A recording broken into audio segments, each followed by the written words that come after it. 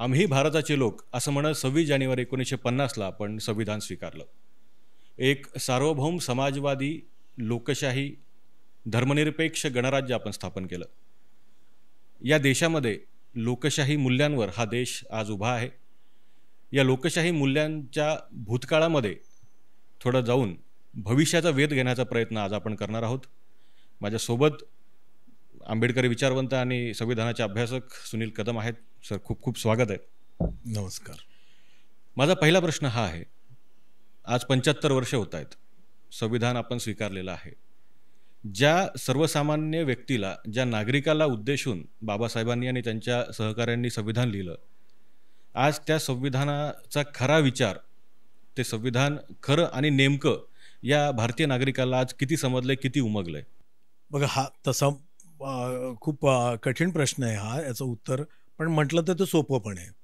तर सोपं एवढ्यासाठी आहे की आपल्याला 75 वर्ष झाली आणि एका देशाच्या आयुष्यामध्ये 75 वर्ष खूप मोठी वर्ष नाही आहेत.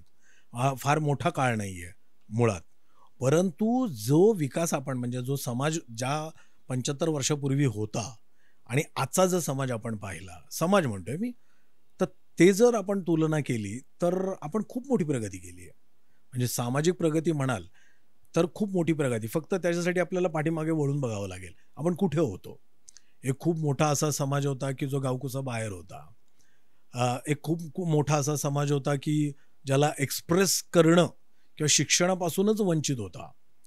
म्हणजे शिक्षण घेणं म्हणजे इथं एक पाप असल्यासारखं, म्हणजे पाप करतोय आणि मग त्याच्या कानामध्ये शिस वगैरे भरलं जायचं, अशा प्रकारचा हा समाज होता. एक मोठा असा समाज होता की जो मला म्हणजे लंगोटी घालणं हाच एक त्याचा पेहरा होता. बरोबर आहे. गळ्यात गाडगं असणं हाच एक त्याचा एक हे होतं. हा समाज 75 वर्षामध्ये आता खूप जो विकास केलेला आहे. आणि आता इंग्रज म्हणजे सांगायचं तुम्हाला की आज तो परदेशात पण शिकतोय. एक म्हणजे खूप मोठा समाज अजून शिक्षणापासून वंचितच आहे. पण एक मोठा त्यातला जो आपण भाग बघू की ते परदेशात जाऊन शिकतायत, इंग्रजी बोलतायत. हा जो विकास आहे, ही जी डेव्हलपमेंट आहे आणि ज्या कमी वेळामध्ये झालेली आहे, हे खूप मोठं आहे. आणि याच्यामध्ये ही जाणीव लोकांना नक्कीच आहे. प्रत्येकाला असं एक जाणीव आहे की संविधान हे आपल्या आयुष्यामध्ये खूप मोठा रोल आहे संविधानाचा. तो काय मोठा रोल आहे तर बघा, त्याचं एक उदाहरण आपल्याला हे होईल, म्हणजे मला देता येईल. तो थोडंसं राजकीय आहे पण एक म्हणायला हरकत नाही. पण एक काय झालं मागच्या लोकसभेच्या इलेक्शनमध्ये की संविधान आणि संविधान विरोधी असा एक खूप मोठा एक नरेटिव्ह उभा राहिला. आणि त्या नरेटिव्हमध्ये आपल्याला एक असं दिसतंय की संविधानाच्या बाजूनं मतदान झालं. आता ते संविधानाच्या बाजूचं कोण आहेत कोण आहेत किंवा नाही आहेत ह्या आपण मेरिटमध्ये जायची गरज नाही. पण लोकांचं जे काही एक कल दिसला आपला, तो संविधानाच्या हे का होतं तर हे कुठंतरी संविधानाची जाणीव असल्यामुळे, म्हणजे संविधान काय आहे आणि आपल्या आयुष्यामध्ये किती मोठा रोल आहे संविधानाचा, ही जर जाण नसेल, ही जर जाणीव नसेल तर मग हे झालं नसतं. याचाच अर्थ इथल्या सामाजिक प्रत्येक घटकाला माहीत आहे आणि त्याची जाणीव आहे की संविधान हे खूप मोठं आहे आणि आम्हाला जो काही अधिकार मिळाल्यात, जे अधिकार आहेत, आम्हाला ज्या काही सवलती मिळाल्या आहेत किंवा आमच्या विकासामध्ये जे काही ज्या गोष्टी काम करतात त्याचा स्रोत हे संविधान आहे. याची जाणीव नक्कीच सगळ्यांना झालेली आहे असं मला वाटतं. आणि ह्या खूप मोठ्या समाजाला आणि 75 वर्षामध्ये होणं हीच मुळात एक मोठी गोष्ट आहे असं मला वाटतं. पण मग आपण कॉम्प्लेसंट होतो का, आपण सॅटिस्फाईड आहोत का? नाही. अजून खूप मोठा पल्ला गाठायचा आहे, खूप दूर जायचं आहे. पण मागे वळून बघितल्यानंतर खूप दूर आलो आहे आपण. म्हणजे मागे वळून पाहिलं की दूर आलो आहे आणि पुढं बघितलं तर अजून खूप दूर जायचं आहे. नेव्हरदलेस आपण प्रगतीपथावर आहोत असं मला म्हणायचं आहे. आणि हे संविधानाच्या माध्यमातून झालं आहे असं मला वाटतं. लोकसभा निवडणुकीचा तुम्ही उल्लेख केला. पूर्ण लोकसभा निवडणूकच संविधानाच्या मुद्द्यावर गाजली. 2 भाग झाले होते. एकीकडे संविधान बदलणार, एकीकडे संविधान वाचवायचं आहे असं सांगितलं गेलं. तर हे संविधान वाचवणं जे काय आहे हे नेमकं काय आणि ते का गरजेचं आहे? संविधान वाचवणं म्हणजे जसं मी म्हटलं मगाशी की 75 वर्षामध्ये एवढी प्रगती झाली आणि याचा स्रोत काय आहे. म्हणजे सामाजिक प्रगती म्हणतोय मी, सामाजिक आणि आर्थिकही प्रगती झाली आणि तसं राजकीय प्रगती पण झाली. पण मग ह्या प्रगतीच्या मागे स्रोत काय आहे हे आपल्याला, म्हणजे व्हॉट्स अ रिसोर्स, तर ते संविधान आहे. ह्या संविधानाच्या माध्यमातनं, आणि तेही अनेक वेळा बऱ्यापैकी इम्प्लिमेंट झालं, अनेक वेळा त्याचा दुरुपयोगही झाला आणि अनेक वेळा त्याच्याकडं दुर्लक्षही केलं जातं. तेच जर आणखी व्यवस्थित जर इम्प्लिमेंट झालं असतं तर कदाचित याहून फास्ट आपण झालो असतो, असं हे म्हणायचं आहे. आणि मग एवढी प्रगतीचा जर स्रोत असेल तर त्याच्यावर जर उद्या काही म्हणजे टाच आली किंवा त्याच्यावर जर अशा शंका निर्माण झाल्या, निश्चितपणे माणूस जागा होणारच आहे. निश्चितपर्यंत प्रत्येक माणूस स्वतःचं हित बघत असतो, या देशाचं हित बघत असतो. माझं हित म्हणजेच देशाचं हित, देशाचं हित म्हणजेच माझं हित. मग हे जर संविधान आपल्या हिताचं असेल तर मग संविधानाच्या विरोधी कोणतीही कारवाई या देशामध्ये सहन कशी केली जाणार, तर ती मला वाटतं सहन केली जाणार नाही. आणि तोच तो उद्रेक असेल कदाचित. म्हणजे आपण नेमकं त्याच्यावर काय आपण असा हे नाही केलेलं की पब्लिक ओपिनियन नाही घेतलं, पण अर्थात जी मतदानात आली तर पब्लिक ओपिनियनच आलं, अगदी बरोबर आहे. पण असा सर्वे नाही केला की कशामुळं झालं, कायमुळं हे झालं. त्याला इतरही कारणं असू शकतात, परंतु हा नरेटिव्ह खूप जोरात चालला, म्हणजेच याचा अर्थ देर इज सम इम्पॅक्ट. आणि संविधान प्रेमी इथं खूप म्हणजे एक मोठी संख्या आहे, लोकसंख्या वाढलेली आहे. आणि मला असं लोकसंख्या वाढलेली म्हणण्यापेक्षा इथल्या प्रत्येक माणसाला आता जाणीव झाली आहे की त्याला माहीत नाहीत आर्टिकल्स कोणते आहेत. आर्टिकल्स माहीत असणं अनेक वकिलांनाही सुद्धा माहीत नाहीत. तो भाग वेगळा, म्हणजे वकील आता मला म्हणजे माझ्यावर लगेच मोर्चा आणतील, मला तसं म्हणायचं नाही. अनेक म्हणजे एक मोठा भाग म्हणजे हां.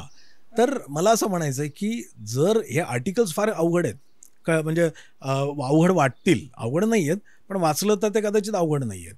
पण हे आर्टिकल्स लोकांना माहीत नसतील, त्यातल्या बाकीच्या गोष्टी माहीत नसतील, पण लोकांना एक जाणीव जरूर झाली आहे की संविधान has played a big role in my life. संविधान has played a big, constitution has played a big role in the life of my nation.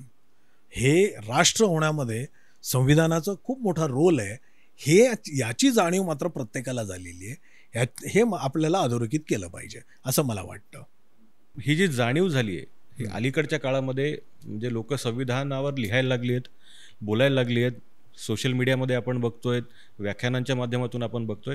ह्या मागच्या एक 8-10-15 वर्षाच्या काळामध्ये संविधानाबद्दल जी एक जनजागृती म्हणूया किंवा लोकांमध्ये जी जाणीव झाली आहे ती खूप मोठ्या प्रमाणात झाली, आणि त्याची काय कारणं वाटतात तुम्हाला? बघा, पहिली गोष्ट तर मुळात हे 10 वर्षात झाली वगैरे हे मला स्वतःला मान्य नाही आहे. एमर्जन्सीच्या काळामध्ये जर आपण बघितलं, म्हणजे एमर्जन्सी ही कुठंतरी एक 23-25 वर्षामध्येच एमर्जन्सी आली होती. म्हणजे आपण 50 साली झालो आणि 75 साली एमर्जन्सी आली. म्हणजे साधारण 25 वर्षातच एमर्जन्सी होती. एमर्जन्सीच्या काळामध्येच संविधानाबद्दल बोललं गेलं किंवा संविधानामध्ये बदल झालेत. संविधानामध्ये काही शब्द 42 जे आर्टिकल आहे त्या आर्टिकलमध्ये बदल झाला, हे लोकांना जाणीव झाली होती. त्याशिवाय एवढा मोठा उठाव झाला नसता. हा जो उठाव, म्हणजे Indira Gandhi was suppose to be the only leader, आणि इंदिरा गांधींना त्यावेळेला तोंड देताना म्हणजे जो देशामध्ये पूर्ण जो उठाव झाला आणि एक एवढी मोठी राजवट ती उलथवली आपण, त्याचं कारणच मुळात की संविधानाची जाणीव.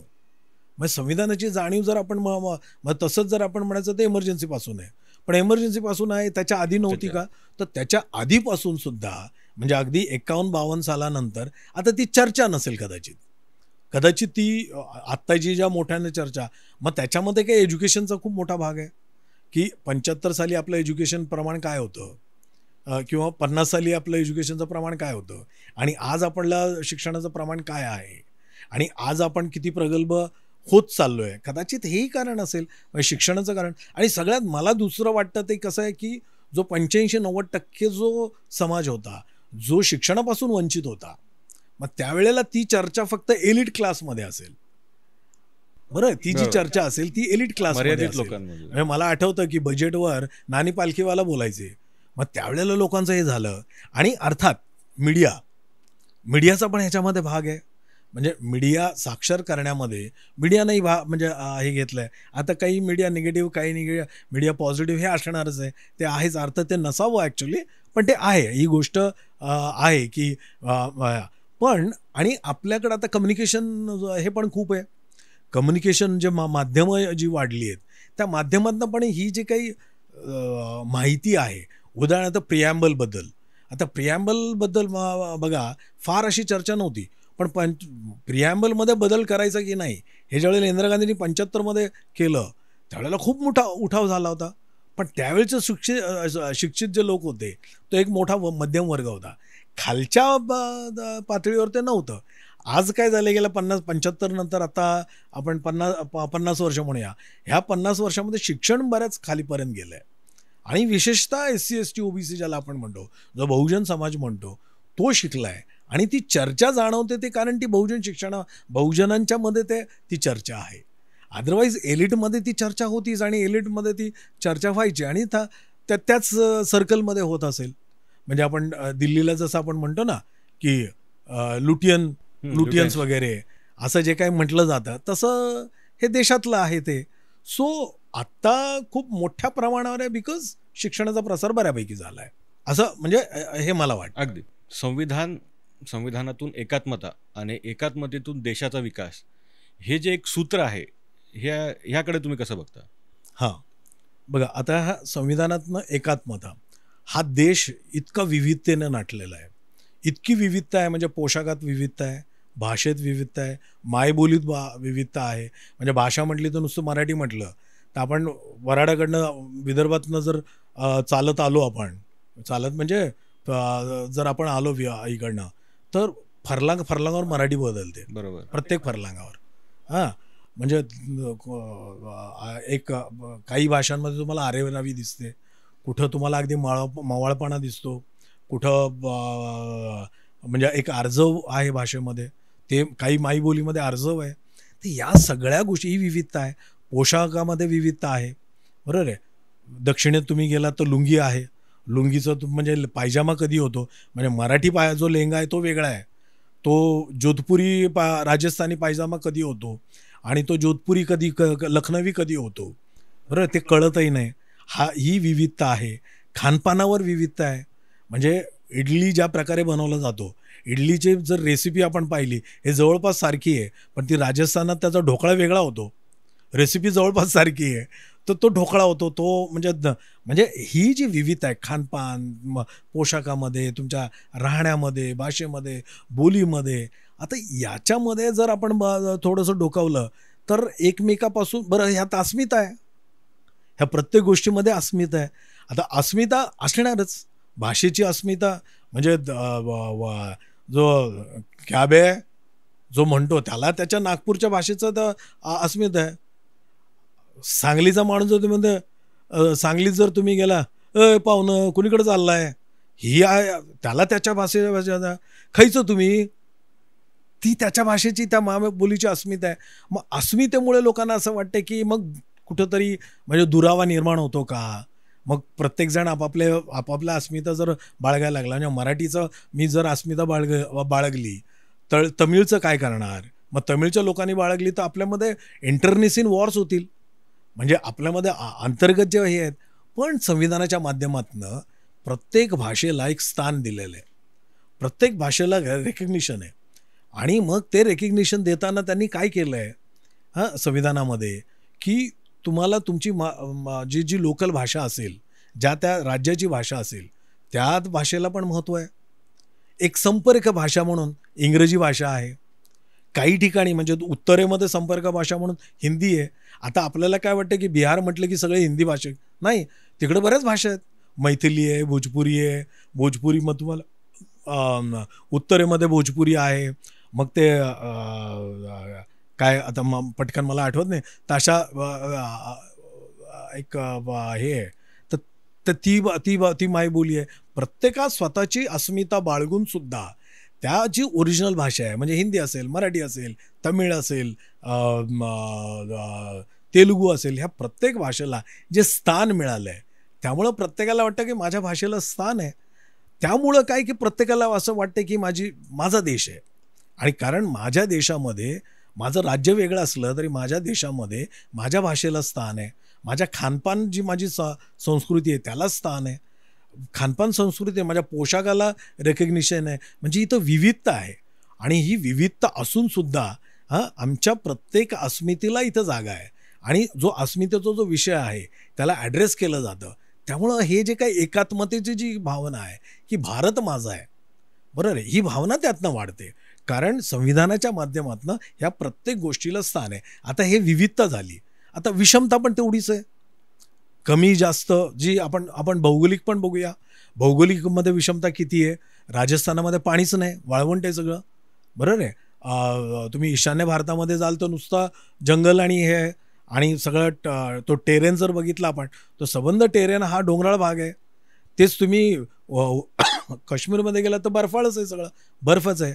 म्हणजे विषमता, म्हणजे काही ठिकाणी कारखाना चालू शकतो, काही कारखानदारी नाही चालू शकत, काही ठिकाणी शेती चालू शकते, काही ठिकाणी शेती नाही चालू. म्हणजे तिथं जो विकासाचे जी काही माध्यमं आहेत ती सुद्धा वेगळी आहेत. पण या संविधानामध्ये विषमता जरी असली, म्हणजे भौगोलिक विषमता जरी असली तर प्रत्येकाला स्थान आहे. कारण कुठं ना कुठं प्रत्येकाला आपल्याला एक्सप्रेस करायला किंवा आपले जे प्रॉब्लेम्स आहे सॉल्व्ह करायला संविधानामध्ये जागा आहे.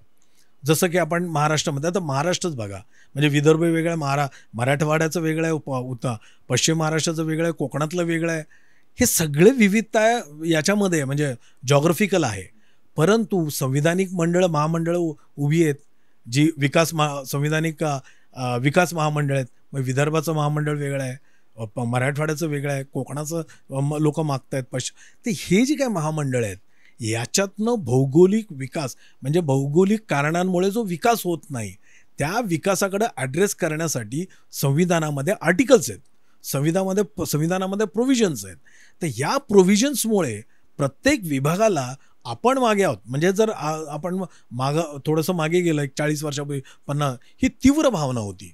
आत्ता प्रत्येकजण जागृत झालं आहे आणि प्रत्येकजण आता आपल्याला वाटतं की तो कुठंतरी आरडाओरडा नाही. आत्ता प्रत्येकाला आपल्या अधिकाराची आणि हक्काची जाणीव झाली. ती हक्काची आणि अधिकाराची जाणीव झाल्यामुळं प्रत्येकजण आता आपला अधिकार मागतोय, हक्क मागतोय. आणि हा हक्क मागताना माझा देश आहे ही भावना मात्र कायम आहे. ही जी भावना आहे म्हणजे उत्तरेपासून दक्षिणेपर्यंत हे संविधानाच्या माध्यमातून आपण अचीव केलेली आहे असं मला वाटतं. ते जे यश आहे ते ह्या ज्या काही प्रोव्हिजन्स आहेत संविधानामध्ये, आता मी आर्टिकल सांगू शकतो पण एवढं आपल्याला तो स्कोप नाही.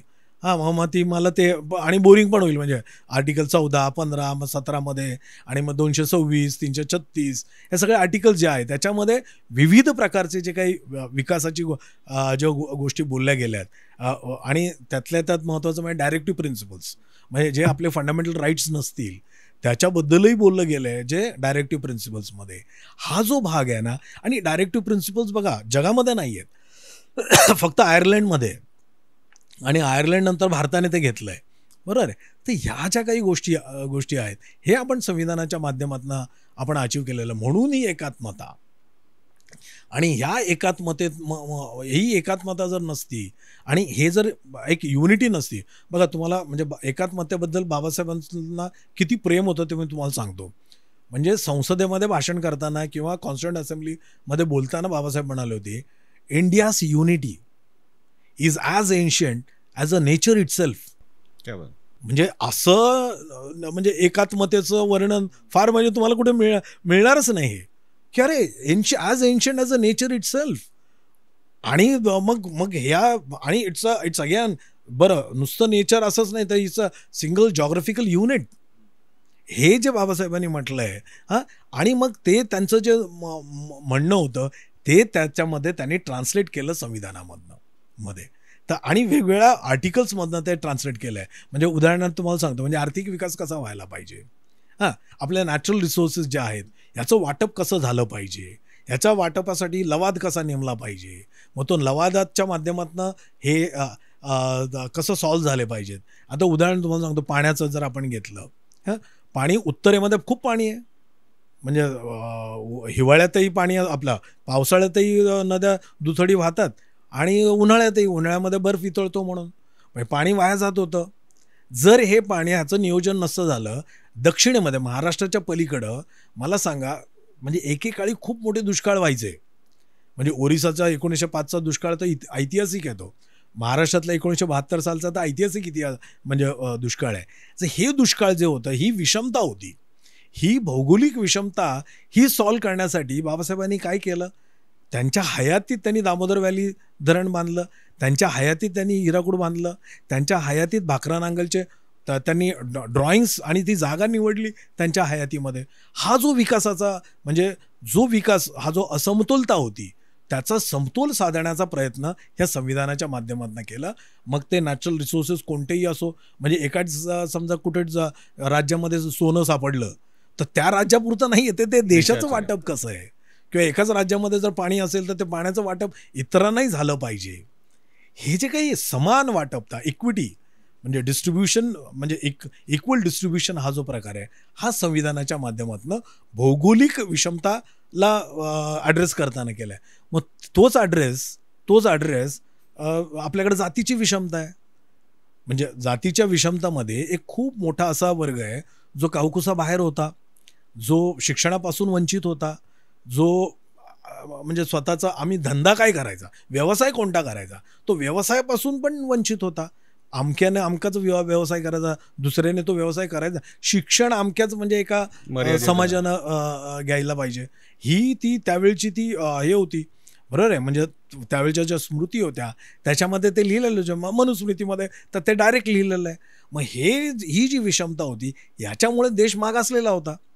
देश आपला जर काय कुठला मागासलेला असेल तर जाती व्यवस्थेमुळे, कारण जाती व्यवस्थेमुळे इकॉनॉमीच पूर्ण संपून जाते. सरळ आहे. जर 90% जर समाज सगळ्यापासून वंचित बसला तर विकास होणार कसा? मला हेच विचारायचं की आपण आता एकात्मतेतून विकासाची चर्चा करतोय, पण मग याच्यामध्ये जो जाती अंताचा एक फॅक्टर जो आहे ती आज तुम्हाला काय परिस्थिती दिसते देशात? हां, बघा, जाती अंताचा जे आहे, जाती अंताला निश्चितपणे वेळ लागणार आहे. म्हणजे वन हॅज टू ॲक्सेप्ट, म्हणजे जे काही वास्तव आहे ते ॲक्सेप्ट केलं पाहिजे. बाबासाहेबांनी ॲनालिशन ऑफ कास्ट म्हणजे जाती निर्मूलन हा शब्द वापरलेला आहे. आणि तो निर्मूलन कसं करायचं, ॲनालिशन ऑफ कास्ट जर त्यांनी लिहिलं त्याच्यामध्ये ते ही जाती व्यवस्था कशी त्याचं निर्मूलन करता येईल ते टप्पे दिलेले आहेत. त्या टप्प्याटप्प्यानं ते होणार आहे. पण मग ती जाती अंत झाला आहे का, म्हणजे जाती संपल्यात का, तर ते अवघड आहे. 2-4 हजार वर्षापासून, हजारो वर्षापासून ही जाती व्यवस्था आहे. आणि ती त्याची जी रचना आहे ती रचना पण इतकी भयानक आहे. ती रचना कशी आहे की प्रत्येक जातीला खाली कोणीतरी आहे आणि वरती कोणीतरी आहे. त्याची रचनाच अशी केलेली की ते म्हणजे पूर्ण असं सस्टेन राहील, धरता येत नाही, सोडता येत नाही. कारण प्रत्येकाला वाटतं माझ्या खाली कोणीतरी आहे, प्रत्येकाला वाटतं माझ्या वरती कोणीतरी आहे, वरचा तो खालच्याला दाबत असतो. ही जी विषमता आहे आणि या विषमतेमधनं हा देश गरीब राहिला. बघा, पानिपतची लढाई हरलो आपण यामुळे, या जातीयतेमुळे. कारण ज्या वेळेला त्या खिलजीला दिसलं की ही जे लोक जेवायला बसलेत पण ती असे गटागटामध्ये बसलेले आहेत, मग तो विचारतो एक गटागटामुळे का बसलेत, तर गटागटामुळे ह्याच्यासाठी की त्यांच्या जाती वेगळ्या आहेत. मग ही त्याने ओळखलं आणि पानिपत जिंकलं त्याने. दोन रात्रीमध्ये त्याने बदलून टाकलं. तोच प्रकार आर्थिक विकासामध्ये आर्थिक क्षेत्रामध्ये पण आहे ना. आपण गरीब राहिलो त्याचं कारणच मुळात हे आहे. म्हणजे हा देश का गरीब राहिला की फक्त 3-4% लोकांनी शिकायचं आणि मग उरलेलीने काय आडण राहायचं. एक म्हणजे फॅमिलीचा अनालॉजी जर वापरली, 4 भाऊ असतील समजा, एकच भाऊ शिकला आणि उरलेले 3 शिकले नाहीत, ते फॅमिलीचा विकास आपण कसा काय म्हणू शकतो? ते नाही होऊ शकत ना. 3 पोरं म्हणजे या पहिल्या एकावर अवलंबून राहणार आहेत का? तर हे संविधानाच्या माध्यमातून तर विकासाचं पहिलं कारण जे काय ना, हे जातीमधला जो हे प्रकार आहे तो ढासळ आणि त्याचं मुख्य कारण आहे आरक्षण. बघा, आरक्षण म्हणजे मला नेहमी लोक म्हणतात की आता मॉडर्न टाईम्स आहेत मग आरक्षण, अरे पण मॉडर्न टाईम्स असलं तर नाही, पण बाकीच्या देशामध्ये आरक्षण आहे का? तर मला असं म्हणायचं आहे की बाकीच्या देशामध्ये जाती आहेत का एवढ्या? मग त्यांच्याकडे जाती नाहीत तर मग इथं आरक्षण असण्याची शक्यता नाही. तरीही अमेरिकेमध्ये, US मध्ये किंवा इतर काही देशामध्ये अफर्मेटिव्ह ॲक्शन आहेच ना. मग ही जर अफर्मेटिव्ह ॲक्शन आहे ती कशासाठी आहे? तर कुठंतरी ती विषमता ॲड्रेस करण्यासाठीच आहे. मग ह्या आरक्षणामधनं काय झालं, जो गावकुसाबाहेरचा माणूस होता, जो अतिशय म्हणजे मागासलेला होता, आदिवासी होता, त्याला प्रत्येकाला असं वाटायला लागलं की या देशाच्या संविधानामध्ये आणि या देशामध्ये माझ्यासाठी काहीतरी आहे.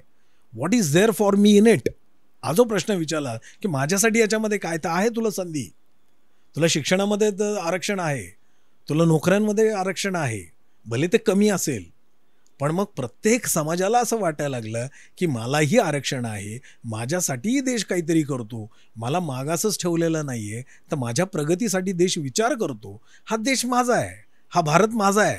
आरक्षणाच्या माध्यमातून आपण हे साध्य केलं की प्रत्येक जातीला, मग तो भुरुड असू द्या, तो अतिशय मागासलेला कोणी, या भुरुड म्हणजे काय, अर्धा टक्का आहे, मायक्रो मायनॉरिटी, मायक्रो याच्यात, त्यालाही कुठंतरी इथं आहे, अरे संधी आहे मला. तो म्हणजे मातंग असू द्या, ढोर असू द्या, हे ज्या काही जाती आहेत, प्रत्येकाला असं वाटतं की हां, मग त्याच्यासाठी त्याला झगडावं लागतं, त्या इम्प्लिमेंट करायला त्यांना झगडावं लागतं. प्रत्येकजण आता असं मागायला लागला की मला माझा वाटा पाहिजे.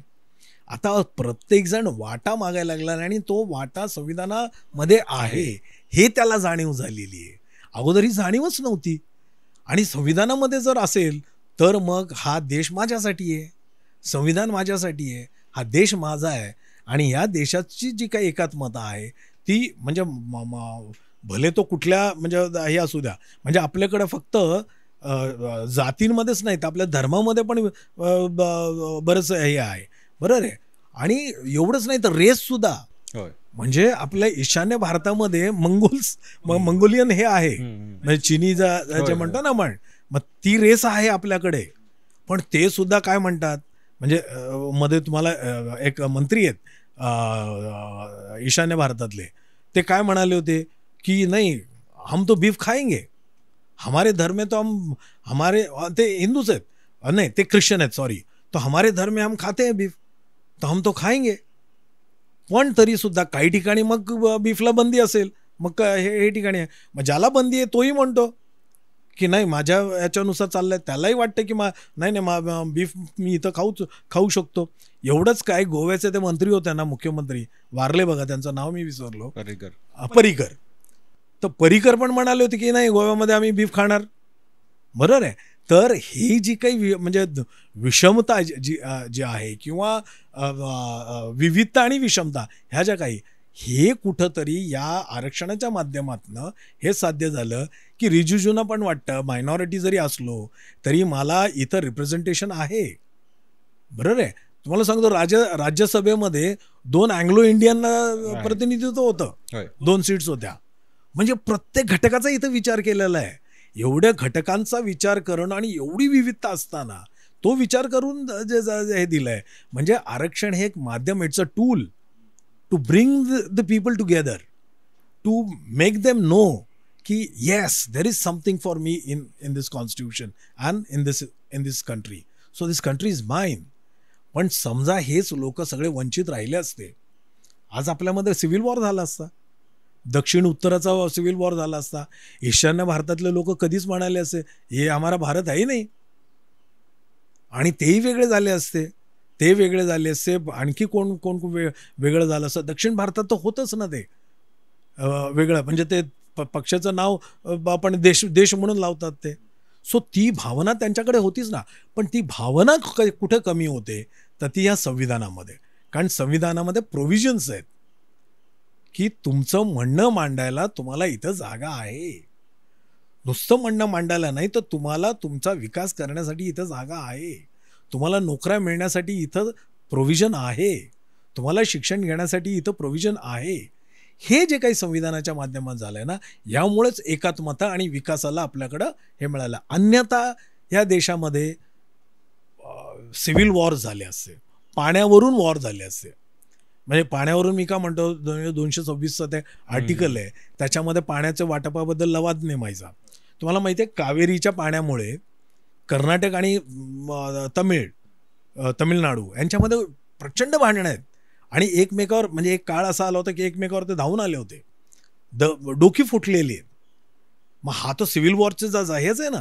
पण त्याच पाण्याचं वाटप लवादाप्रमाणे व्हायला पाहिजे, आणि ते विषमतेनं नाही तर योग्य प्रमाणात वाटप झालं पाहिजे, हे संविधानामध्ये आहे.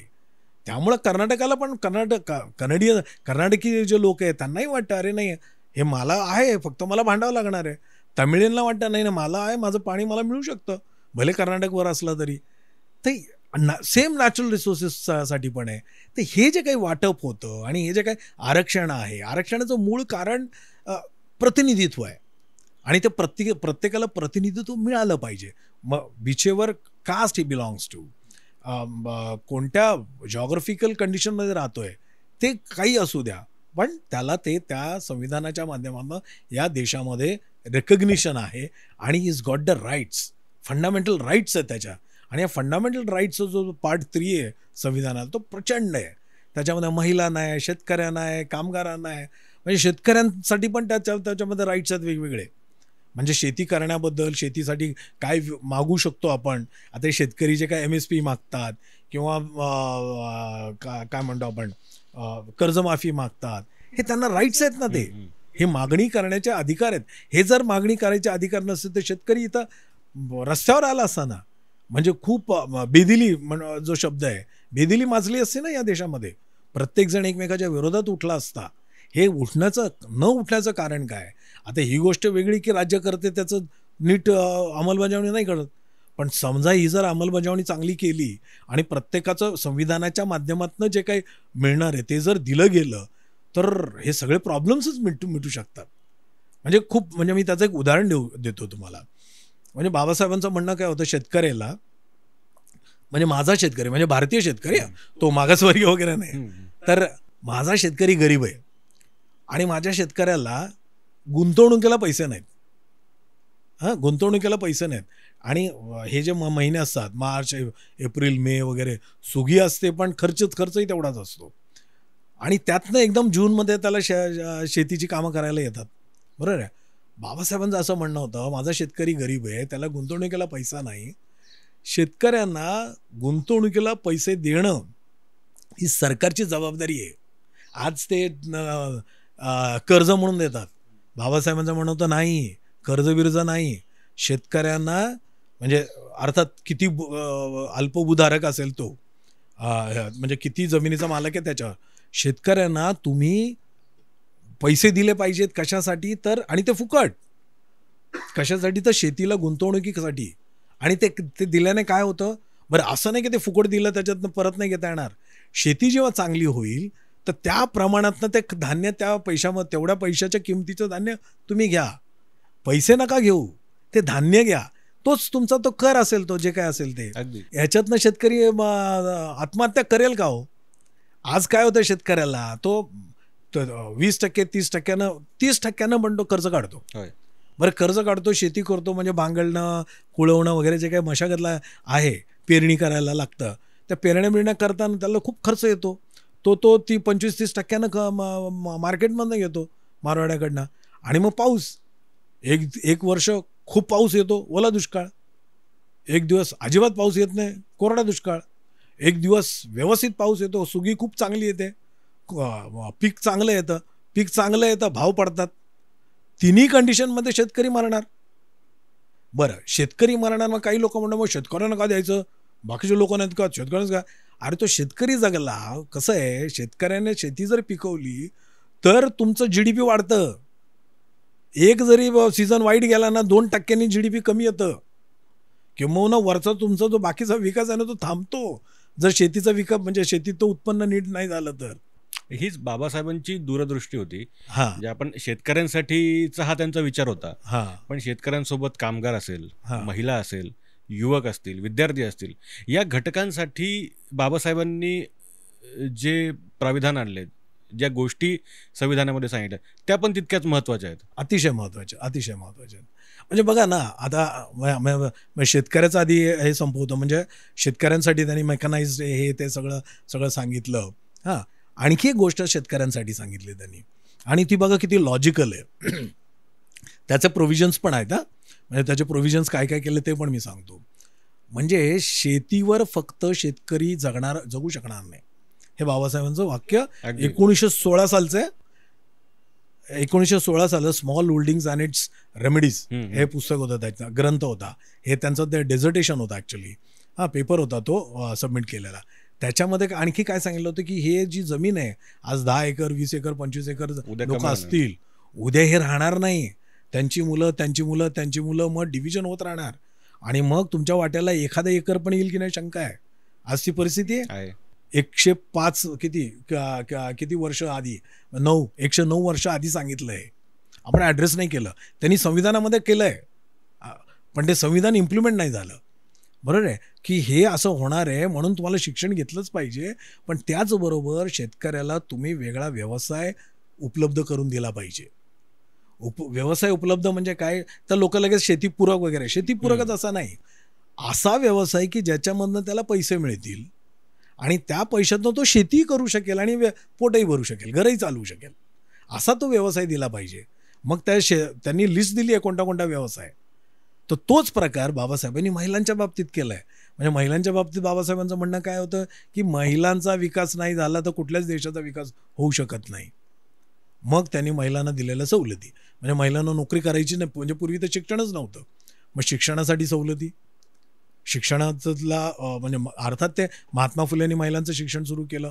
महात्मा फुले अर्थात जेव्हा मी महात्मा फुले म्हणतो, म्हणजे मी महात्मा फुल्यांनाही तात्यासाहेब फुले म्हणतो की तात्यासाहेब आणि बाबासाहेब, म्हणजे बाबासाहेबांचे ते गुरु आहेत अगदी, आणि त्यांचं ते काम बाबासाहेबांनी तसंच पुढं म्हणजे महिलांच्या शिक्षणाबद्दल त्यांनी पुढं नेलं. आता हे ज्या वेळेला तात्यासाहेबांचं काम बाबासाहेब जेव्हा पुढे घेऊन झालं, पण बाबासाहेबांनी त्याला संविधानामध्ये एक अधिष्ठान दिलं, त्याच्यामध्ये अधिष्ठान दिल्याने ते आणखी वर गेला.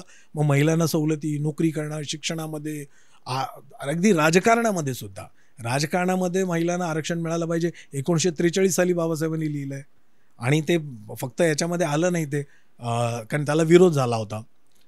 त्याच्यामध्ये विरोध म्हणजे हिंदू कोड बिलाला झाला आहे, म्हणजे महिलांना ज्या सवलती द्यायच्या तोच युवकांसाठी, युवकांच्या नोकऱ्यांसाठी, नोकऱ्या मिळाल्या पाहिजे. म्हणजे शिक्षण असं पाहिजे की त्याच्यामध्ये शिक्षण मिळालं, आपल्या नोकऱ्या मिळाल्या पाहिजेत. त्याच्यासाठी बरेच प्रोव्हिजन्स आहेत याच्यामध्ये. इक्वल एज्युकेशन, म्हणजे पहिलीपासनं जे एज्युकेशन आहे किंवा 6 वर्षापर्यंतचं एज्युकेशन ते आपण आत्ता हे केलं, पण पहिलीपासनं जे म्हणजे हे मिळालं पाहिजे, प्रत्येकाला शिक्षण मिळालं पाहिजे, मुलगी असेल किंवा डिस्पाईट एनी जेंडर, असं त्यांनी ते हे केलं. कामगारांसाठी एक त्यांनी फार खूप मोठा नवीन आपल्याकडे हे सुरू केलं आणि ते 1943 साली केलं. आता मी 43 साली जेव्हा म्हणतो ना, त्यावेळेला ते इंग्रजांच्या मंत्रिमंडळात मंत्री होते, म्हणजे मजूर मंत्री होते ते, आणि त्यांच्याकडे 8 खाती होती, शिक्षण खातंही त्यावेळेला होतं. तर त्यावेळेला कामगारांच्यासाठी त्यांनी एक ट्रायपार्टाईट कॉन्फरन्स नावाचा कॉन्सेप्ट सुरू केला. आणि तो कॉन्सेप्ट काय होता, तो ट्रायपार्टाईट कॉन्सेप्ट, की एक लेबर वेलफेअर फंड असा उभा करायचा ज्याच्यामध्ये कामगारांचं कॉन्ट्रीब्युशन असेल, ज्याच्यामध्ये सरकारचं पण कॉन्ट्रीब्युशन असेल आणि त्या कंपनीच्या मालकाचं पण कॉन्ट्रीब्युशन असेल.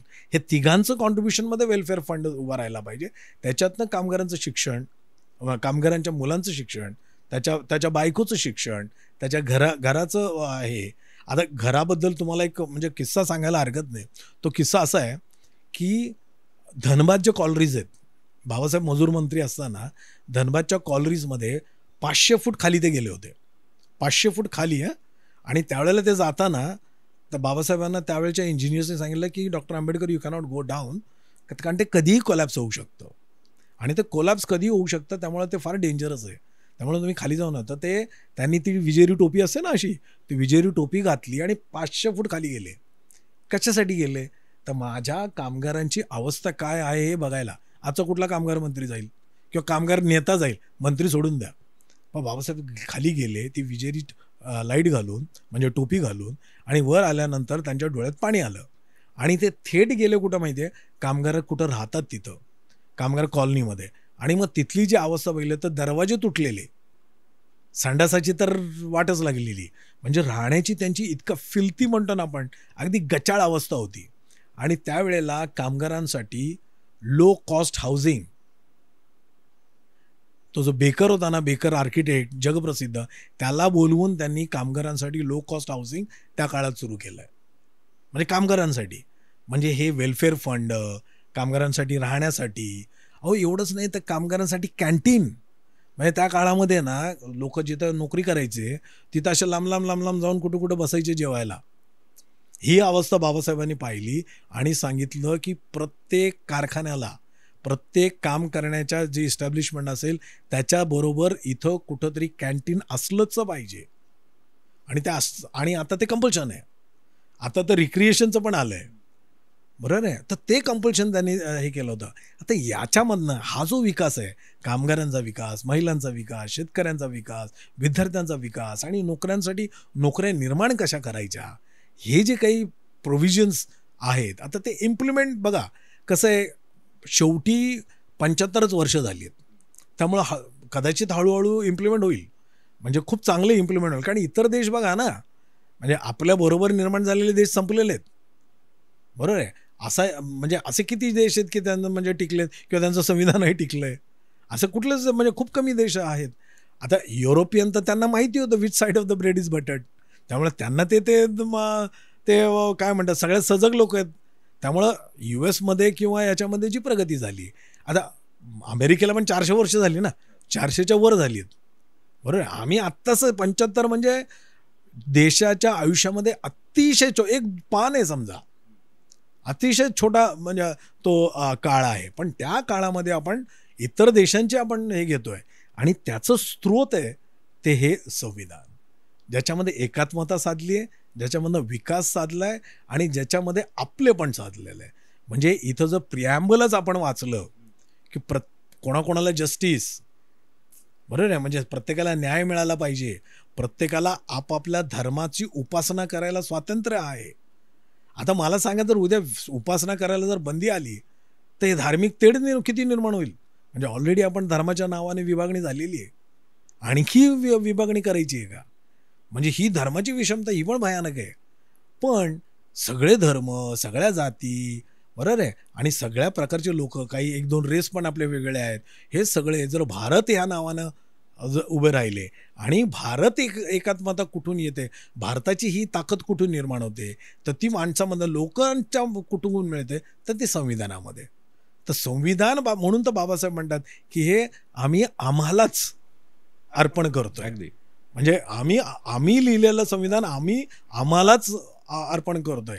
हे जे काही वाक्य आहे ना, हे अमेरिकन कॉन्स्टिट्यूशनमध्ये पण नाही.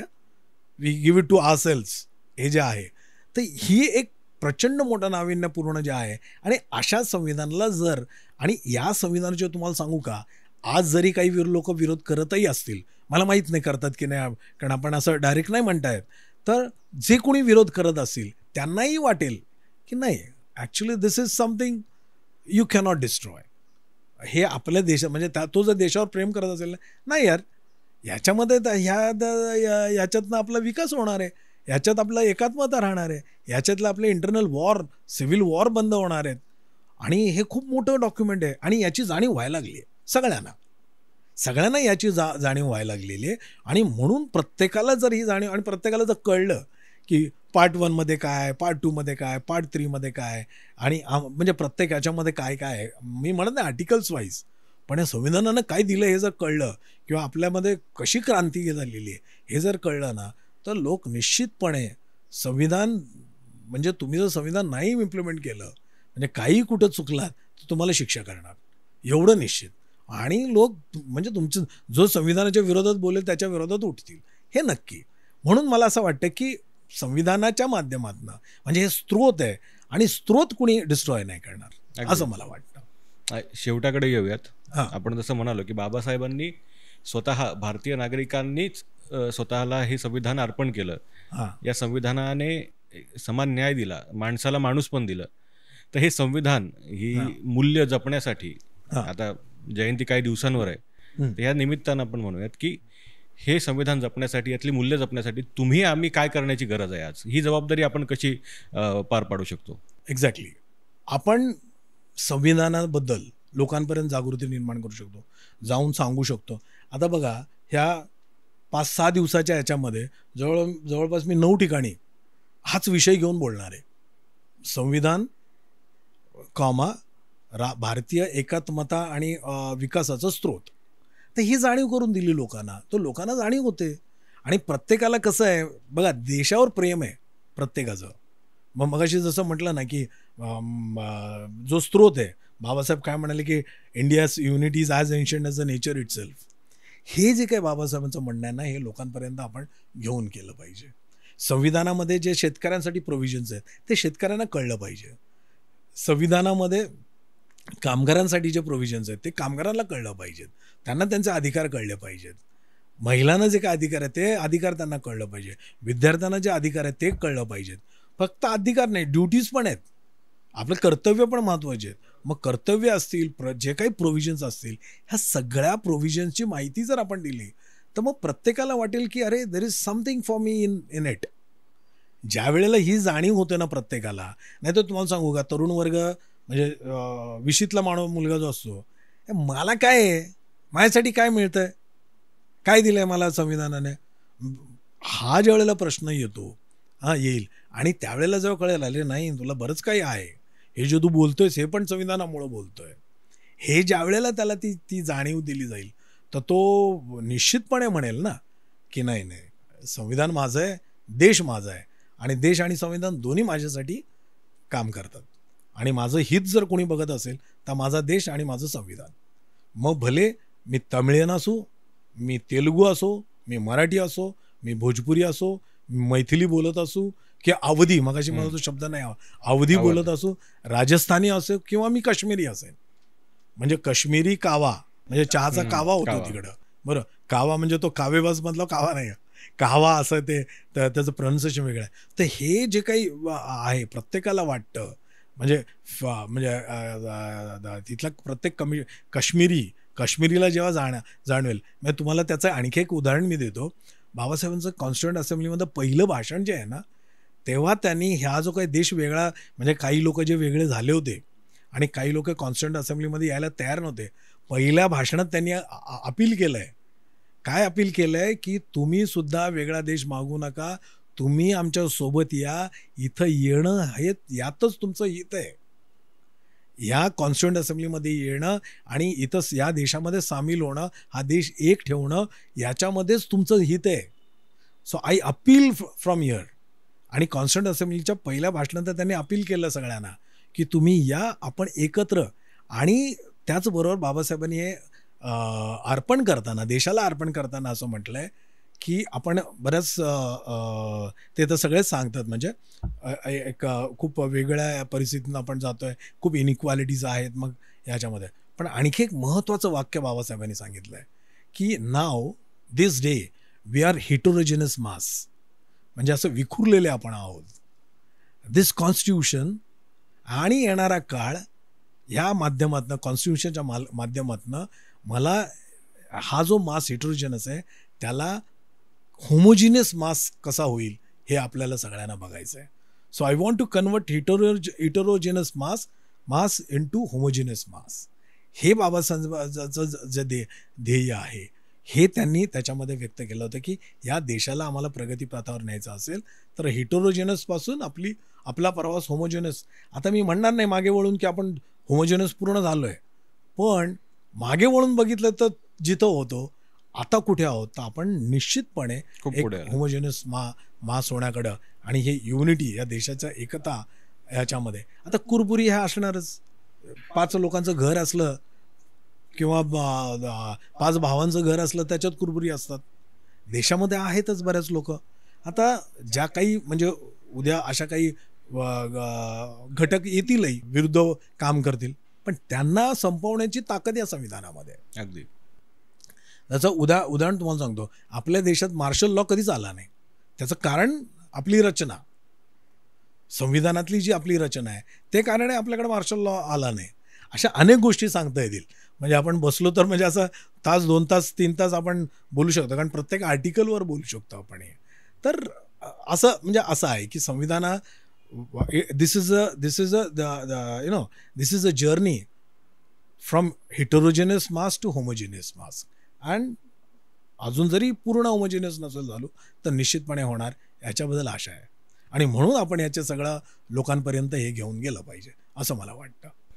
नक्कीच हा आशावादच महत्त्वाचा आहे. कारण ज्या उद्देशानं जेव्हा हा देश स्वतंत्र झाला तेव्हा वेगवेगळे धर्म, वेगवेगळ्या जाती, वेगवेगळे प्रांत, भौगोलिक परिस्थिती आणि अशा ह्या विविधतेनं नटलेल्या देशाला बाबासाहेबांनी संविधान नावाच्या एका धाग्यामध्ये ओवलं आणि एकसंघ, एक खंडप्राय देश म्हणून हा देश अस्तित्वात आला आहे आणि आज आपण त्या पद्धतीनं वाटचाल करतोय, ज्याचा गाभा संविधान आहे. सर, खूप खूप धन्यवाद. तुम्ही एवढ्या मोकळेपणाने याविषयी संवाद साधलात. या कार्यक्रमात इथेच थांबूयात. धन्यवाद. धन्यवाद.